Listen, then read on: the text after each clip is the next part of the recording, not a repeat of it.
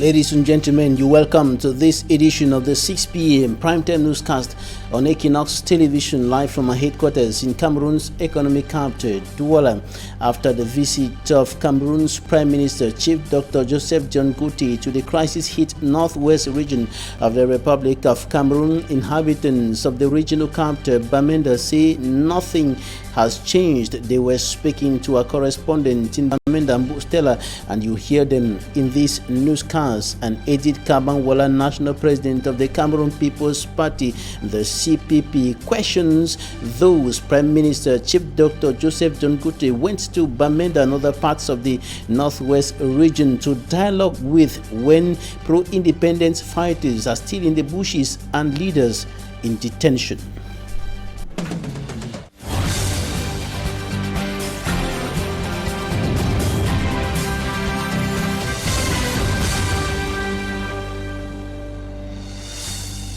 The town of Bamenda, chief town, of course, of the northwest region of the Republic of Cameroon and other parts of the Anglophone regions remained dead today as inhabitants observed Operation Ghost Town imposed by pro-independence fighters as the Anglophone crisis worsens further and the streets of Bamenda were deserted today. Only some few inhabitants of the town and some few motorbikes could be seen circulating in some parts of the town of Bamenda. Operation Ghost Town is still widely respected in the several parts of the two Anglophone regions of the country, especially on Mondays. The shops are closed, business activities grounded, and inhabitants, many of them either stay indoors or they escape into the bushes for fear of the unknown,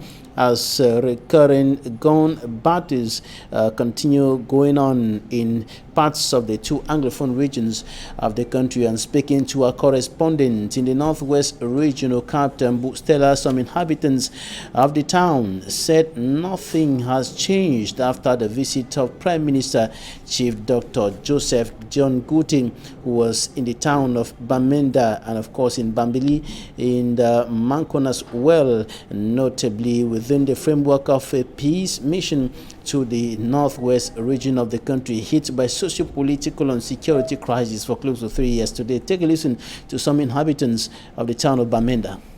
Today Monday, we have our usual ghost town. Today Monday is ghost town. After the Prime Minister came to visit our province. So we don't know. We are asking the government to look for a solution to this problem because we don't know what they came here to do. So we are still waiting for the government to say something. We cannot say anything except the government will say. Some inhabitants of the town of Bamenda speaking there to our correspondent Mbu Stella. And of course, the national president of the Cameroon People's Party, the CPP, Kabangwala Edith, says she does not believe the Yaoundé administration has a genuine intention to resolve the Anglophone crisis, and she questions those Prime Minister Chief Dr. Joseph John Guti went to meet or dialogue with in the northwest region when pro-independence fighters are still in the bushes and leaders still in detention. For me, Armstrong Sander compiled some of her statements within the context of the program Vérité en Face on Equinox Television. Live on Equinox Television's bilingual program La Vérité en Face, Edith Kawala began by stating that she is perplexed by what Prime Minister Chief Dr. Joseph John Guti went to do in Bamenda in the northwest region of Cameroon, at a time when the Anglophone crisis, according to her, is too bad and requires an urgent, sincere and broad-based dialogue. What did he go to do there? Is there he claimed they are open to dialogue, but he did not. If you want a dialogue, we have been talking about dialogue for 3 years in this country with regard to this problem. If he wants to tell us something new, he tells us that we are beginning dialogue on this day. with so and so persons in so and so manner. The dialogue is going to include this step and that step and that step. That's a serious statement. What is this going there to take peace plans? It was even offensive to take peace plans because it's as if he does not know what happened in the history. On the 22nd of September, people took peace plans. On the 1st of October, they took peace plans. What happened to them? They were shot at. Kawala said the CPP would have asked key questions to the Prime Minister if it was invited among other necessary parties to be part of the consultations of the Prime Minister to the Northwest region. What is new since the last Prime Minister went? The last Prime Minister went and he said we are open to dialogue and we want to talk to everybody. But where is the dialogue? On what day does it start? With whom does it start? What are the steps to the dialogue? Where are the preconditions? He went, he met with the Social Democratic Front, and what did they tell him? They told him what we have been saying for the last 3 years. If you are serious, if this government wants to show that it is ready to dialogue, step 1, release political prisoners. There are people in prison today, Mr. BBC Mancho, Mr. Galim Felix, Mr. Terence Penn, and dozens who were arrested at that time with them. These people have been sentenced, occurring sentences of 10 years, 11 years, and so on. These were people who were arrested before there was any violence. They were arrested in January 2017. There was no violence. There was no armed fight. There are thousands of young men. We are over 1,000 young men today and a few women arrested within the context of the Anglophone crisis. If you want to show yourself a serious government ready for dialogue, release them. The Prime Minister, while in Bamenda, was asked by some political parties, notably the Social Democratic Front, to free all those arrested within the context of the Anglophone crisis, engage a ceasefire, demilitarize the Anglophone regions, and postpone municipal and legislative elections. But Edith Kawala, while saluting the demands, said these requests were met even in early 2017, and the governments of Cameroon tending to accept them now, after several people have been killed, only demonstrate a lack of seriousness. The Prime Minister was not clear because he said that they will not discuss secession. Okay, but I don't know what that means with regard to discussing with those who have a stand on secession. What is he saying? Because the people who have guns right now are fighting for secession. Their position is very clear. So how are you going to get to a ceasefire without discussing with them? Edith Kawala questioned if 1,850 deaths recorded in the Northwest and Southwest, according to International Crisis Group, are not enough for the President of the Republic to consider visiting the two regions. Edith Kawala do not believe in a genuine will from the government of Cameroon to dialogue now. She rather thinks that the Yaoundé regime is under international pressure, and because of the said pressure, decided to stage what she qualifies as a cinema in the northwest region of Cameroon to blindfold international opinion. The Prime Minister of the Republic of Cameroon, Chief Dr. Joseph John Guti, went on for 4 days preaching his message of peace from the President of the Republic of Cameroon and urging the independence fighters to drop their guns and come out of the bushes and return to the normal life training, notably promising that if they drop their guns, the military will be withdrawn from the 2 Anglophone regions of the country by the President of the Republic, and also indicating that the government is ready to dialogue on all topics or subject matters now except cessation. And of course, these are some of the issues that Chief Dr. Joseph John Guti highlighted during his visit in the northwest region of the country. He was equally at the palace of the Fon of Mancon and Vice President of the Cameroon People's Democratic Movement, CPDM political party, Fon Angwa for the third, who who lamented on the consequences of the Anglophone crisis and on what he calls confusion from his children's camp. Take a listen to Fonangwa for the 3rd of Markan. I happen to be a citizen who worked for unification of this country. Sure. And who voted. Think before you act. Where do you think I stand now? I voted for unification. Now, there's confusion. Not from my camp, from the camp of my children. But I am appointed by my late father. Whom am I going to appoint to take my place? Where's the population? Because we listen to our parents. We have a culture. Not be a culture of election, appointment. They look at you and appoint you. I was appointed, I was not elected. Today is an evolution. We are electing. Again, we disagree with our own results of the election. Where do you think people of my age group stand? To whom are we going to hand over?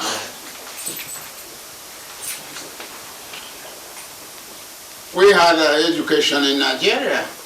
You have your schools and universities here, and you are not using them. To whom shall I hand over? An educated child or an uneducated one? Why have we suddenly changed? This is a phone. It's a ruler. I'm a ruler. Who is now ruling? Rumors? How can rumors rule? We fought for our identity. And today we have sent away the foreigners, foreign rule. And after a few years of unification and independence, we are confused. We have secondary schools, we have universities here. We went far to Nigeria to have small education, no school. Today we brought everything home. Where is the confusion coming from? Now we're going to take you to Fumban. It is, of course, in the west region of the Republic of Cameroon, where traders of the Fumban Central Market went on a rampage protesting against what they consider as violation of their rights by tax agents, and they took to the streets after their shops were sealed over tax issues. Details in this report by Smanjika and Gilbert. These Grontu traders of the Fumban Central Market on the streets. The traders believe they are being cheated in the manner at which they pay taxes. Last year we paid 85,000 francs, and on the receipt, when we take to someone who can read, we are told is 39,500 francs. For that reason, after the sealing of some stores, other traders decided to shut down the stores. The problem is that when you arrive at the taxation office, if you are an old taxpayer, you will be asked to make a declaration. Again, if you happen to be a leader that makes the population to protest, your money is increased. For instance, I paid 84,000 francs CFA, but the receipt shows 51,000. The surplus is kept in their pockets. Par exemple, comme celui-ci, j'ai donné 80 000 francs pour me retrouver par exemple à 51 000 francs de quittance. Vous voyez que le surplus qui est là, ça entre dans les poches des particuliers, des agents des impôts. The traders decided to stage a protest on the streets of Fumban to make their plight heard. They had time to stop over at the Divisional Taxation Center in noon to meet the head of the taxation center.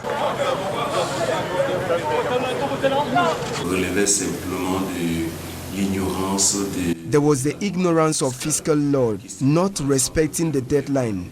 This is why I decided that some stores should be closed so that their eyes will be opened. J'ai ordonné afin de poster, de réveiller ceux qui dormaient. j'ai instruit la fermeture d'environ 8 établissements pour réveiller ceux qui dormaient et afin qu'ils viennent. After their stopover at the taxation center, the striking traders moved to the DO's office, where a crisis meeting was held with Kenemo Michael Ate, reassuring the traders that things will be better. The traders have just one message to the government. We are calling on authorities to help the population. We need peace in this country. There is no money. They should reduce the taxes. After the crisis meeting, reports from Fumban say business activities have resumed normally in the market this Monday. The percentage of young girls falls into marriage in the Republic of Cameroon remains high, and this phenomenon remains, of course, a serious threat to the young girls in the country, and it is more serious in the far north region of the country, as Immaculate Fogwe reports. In 1989, Cameroon ratified the United Nations Convention on the Rights of the Child, setting the minimum age of marriage at 18. According to research carried out by the association concerned with the fight against early marriages, 60% of girls in the far north region, aged 13 and 15, are victims of early marriages, and 75% is due to poverty, which has caused 15% of them to abandon school. Faced with the phenomenon of early marriages, the population of Hausa in the Mayo Sava division in the far north region are denouncing the practice. The people of Hausa says no to early marriages. We think the right place of these children is for them to be in school. When some of the kids go on holidays, we notice that the girls don't return back because they have been sent for marriage. So, we are working to track down those parents who are violating the rights of these children. During a General Assembly that was attended by more than 12,000 Hausa inhabitants, the problem of early marriages was brought up. The inhabitants were equally advised to get engaged in political activities of the country. We are here to register ourselves in the electoral list so as to participate for municipal and legislative elections so that the population of Hausa can have a place. Cameroon's law, however, stipulates that a girl child of 15 years is free to marry if she has parental permission. That's it for the first part of this newscast. Talking Point is coming up next.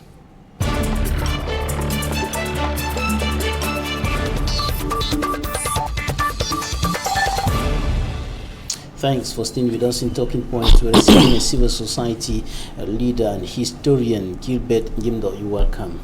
Thank you, Mr. Babina. Thank you. I'm glad to be here again so that we talk about the pressing things that the nation awaits now to be stable once again. And that is, of course, the socio-political and security tensions in the northwest and southwest regions of the country. And the Prime Minister, Chief Dr. Joseph John Ngute, was in the northwest region to preach peace and, of course, to call on the pro-independence fighters to drop their guns and come out of the bushes so that dialogue can begin, so that the way to out of the crisis can be opened. What do you think about the Prime Minister's visit to the northwest region? Thank you. What is very important to say concerning the Prime Minister and Head of Government's visit to the English zones in Cameroon now, whether Bamenda or Boya, as he will be in Boya from today upward, a number of things. Firstly, the Prime Minister should know that Ambazonia, as it is commonly referred to now, is made up of those in the territory and those in diaspora, and their common goal, which has consistently and unanimously been referred to as the root cause of the crisis, is indispensable. Let him know that any peace plan that he holds, he should be conscious of what is meant by the peace plan in the grassfield or in the English zone. If he is ready to solve that problem, then let he and the government which he is supposed to be leading be prepared to tackle that problem from the root cause. It is very important. It is easy for dialogue to be called, but when dialogue is on the table, what will make the dialogue succeed or not to succeed will be the issues tabled to debate on. And the predecessor of the current Prime Minister, Philemon Yang, had been in the Northwest, had been in the Anglophone parts of the country on several occasions. He has met several persons, discussed with them, and the crisis kept worsening.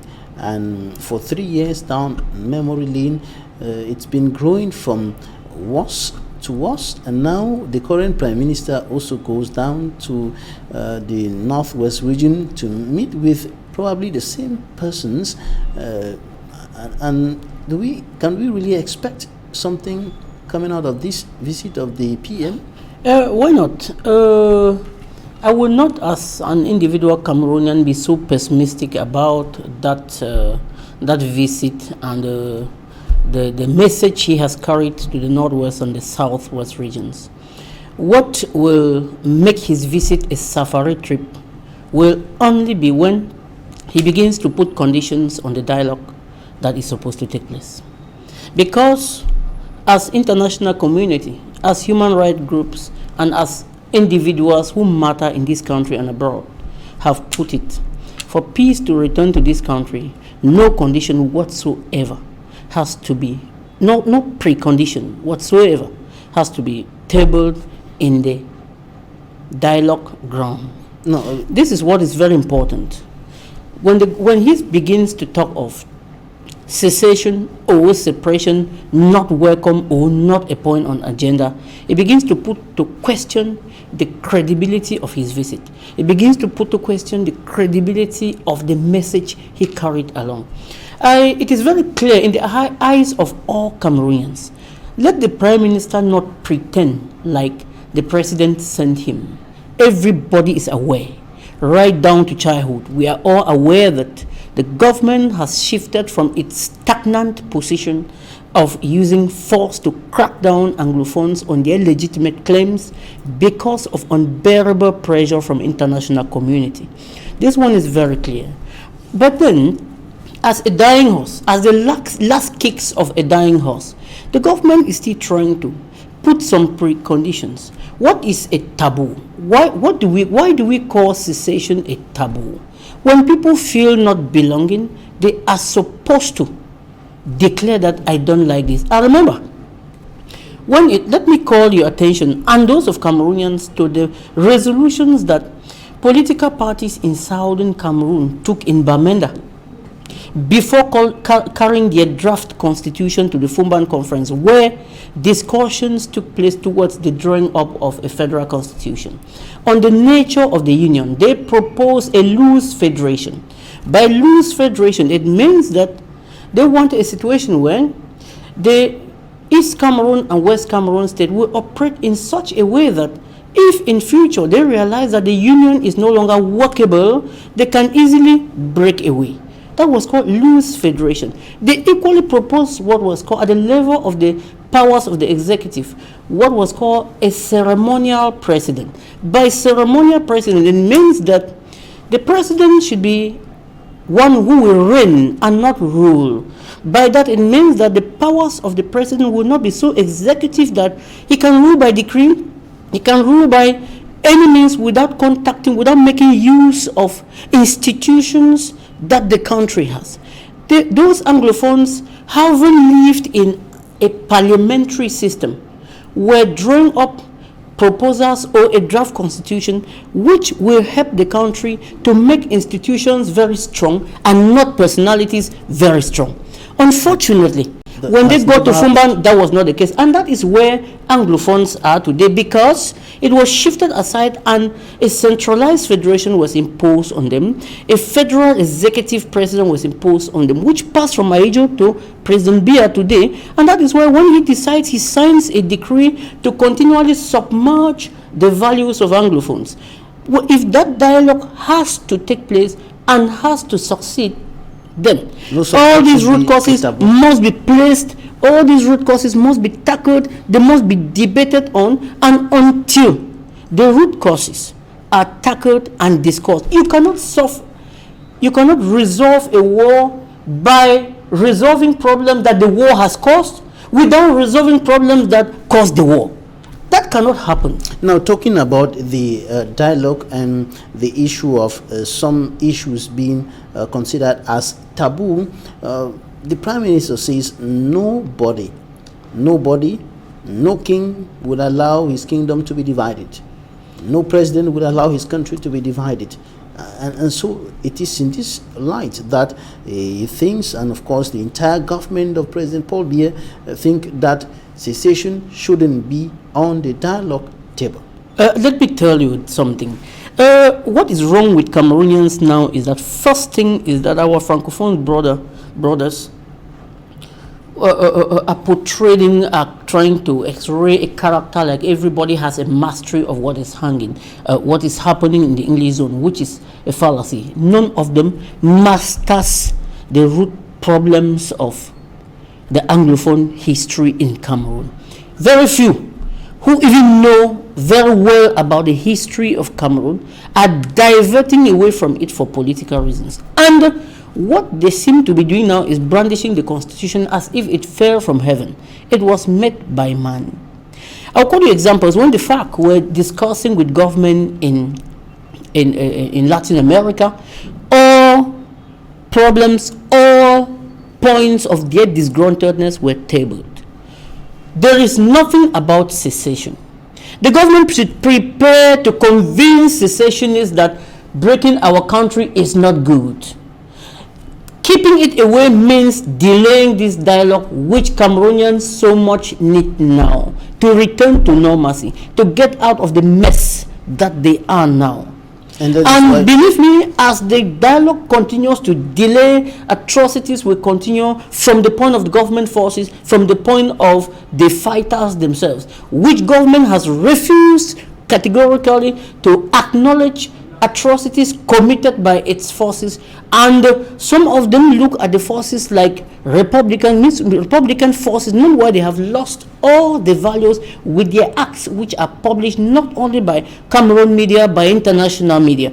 Everything is worsened, but then they don't want to acknowledge it. And for everybody to be on the dialogue table, those who are in the bushes have to come out, those who are in detention should be set free. Is that what you're saying? Well, one major thing that when I heard the speech of the Prime Minister in Bamenda, his discussion, it was like he made a very, permit me use this word, but because he is Prime Minister doesn't mean that he has become more Cameroonian than another one. The Prime Minister made a very childish statement that the President of the Republic has heard your cries. Heard whose cries? Anglophones have cried enough, and they are not crying again. They have decided to stand on their own. So there is nothing like somebody has heard the cries of Anglophones again. Anglophones are actually got to the level where their backs are on the wall and they have decided to fight it out. So nobody should think that they have cried and their cries are being heard. Let them put down their arms doesn't mean anything. Let there be a truce, ceasefire, where the zone will be decentralized, where all the sides will put down arms. There is no condition who has to put down arms first. Let them sit on the pre-table, decide when to put down arms and when dialogue will start. Nobody has to start because nobody has confidence on the government of this country again. Bilateral ceasefire requested by the Social Democratic Front, of course. Gilbert NGIMNDOH, civil society leader and historian, thanks for coming. Thank you very much. Thank you. Thanks, ladies and gentlemen, for staying with us. That's it for today.